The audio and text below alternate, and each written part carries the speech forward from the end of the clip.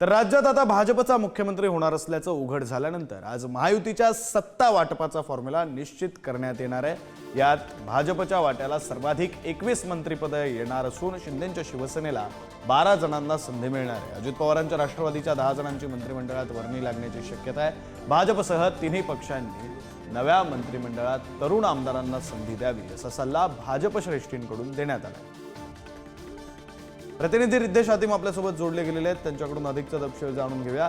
रिद्धेश, खरं तर जागा वाटपाचा फॉर्म्युला कसा असेल तो संभाव्य फॉर्म्युला आपण मांडलेला आहे, मात्र तरुण चेहऱ्यांना संधी द्यावी असं भाजपच्या श्रेष्ठींकडून का सांगण्यात आलेलं आहे, त्यामागचं काही कारण समोर येतंय?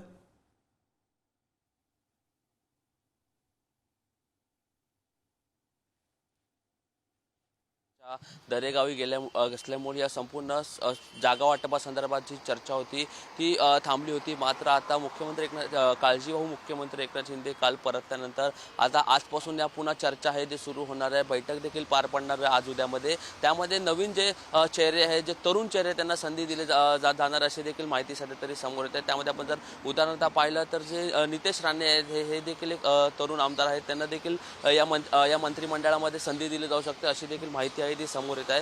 दुसरीकडे आपण पाहिलं तर जे ओव्हरऑल जे महायुती आहे त्यामध्ये भाजपाला जी 21 मंत्रिपदे मिळणार आहे, तर दुसरीकडे शिंदेच्या शिवसेनेला 12 तर अजित पवारांना 10 मंत्रिपदे हे मिळणार आहे। आणि या तिघांकडून आहे ते जे मोठे मंत्रिपद आहे, मग ते वृत्त खातं असेल, उदाहरणतः त्याचबरोबर गृह खातं असेल, आपल्याकडून खेचून घेण्याचा प्रयत्न हे सुरू आहे।